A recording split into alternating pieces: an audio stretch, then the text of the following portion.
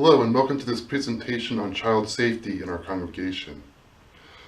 First, a little rationale for this. We are responsible as a Christian community to provide a safe and secure place for nurturing our children's spiritual growth. They are a precious gift from God. In baptism, we promise to share with them the gifts of God's grace, but we want to make sure we do that in a way that is also safe for them. Problems occur when congregations don't have these safeguards in place. I've never seen a congregation face problems with people's bad behavior around children that said, "Oh, I thought that might happen in our congregation." Usually we think it won't. But these policies and procedures are meant to protect our children. At the same time, they also protect our volunteers.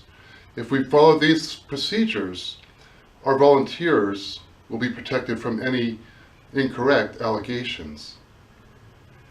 In our congregation here at Resurrection, 2004 marked when we started Make Our Church Safe, or MOCS. Policies and training were developed and required for all adults working with children and youth. We required background checks, which is very good, and we were ahead of the curve at this time. However, in 2014, Pennsylvania enacted legislation to strengthen the protection of the Commonwealth's children with more stringent criminal background check requirements for those who work with children and youth. Under the new law, all employees and volunteers who work with children and youth must have current background checks. We are doing that. Checks must be updated every 60 months. Congregations must ensure that staff and volunteers have proper clearances and keep the background checks on file at the church. We've got a little bit to work on there, and I'll get to that. In addition, the law classifies clergy and all paid staff and volunteers who work with children and youth in any capacity as mandated reporters who must directly report suspected abuse to child welfare officials. It is no longer allowable to simply report to a supervisor. They must report directly. And the law includes consequences for not doing that. So we need to make sure that everybody is on board with this latest changes in the laws. So our process for doing that. Certify that you have watched this video, which includes some of our local practices. Complete a volunteer form, which will allow us to conduct the background checks. And complete additional training, which I will cover in a moment. The background checks that are now required are a report of criminal history from the Pennsylvania State Police. In addition to that, child abuse history clearances from the Department of Human Services. This is something that's changed in the law to include child abuse history clearance in addition to the criminal background check. Furthermore, the law requires that those who have not lived in Pennsylvania for at least 10 years must also have FBI fingerprint clearance. Checks are to be run by either the pastor or the council president. We realize that this is sensitive information and results will be kept in a locked file. And as stated earlier, they will need to be updated every 5 years or sooner.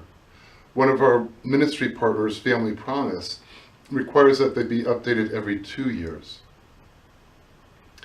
In addition, according to Act 31, all licensed professionals, employees who have direct contact with children, and foster parents are also required to receive additional training on recognizing and reporting child abuse.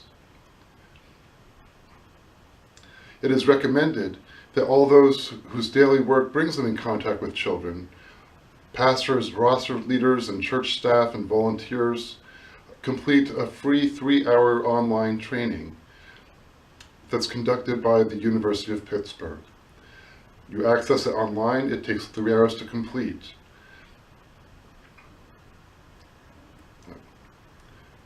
This will be replacing our current MOCS training. The law also provides for transferability of checks.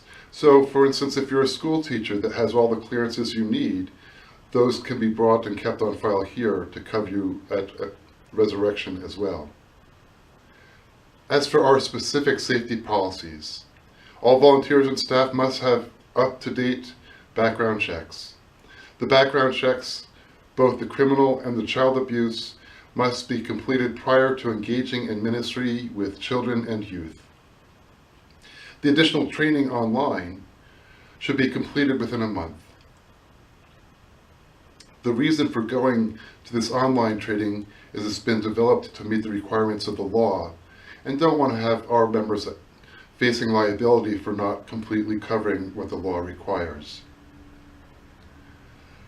As for our programs and ministries, at least 2, preferably unrelated adults will be present during events for children and youth.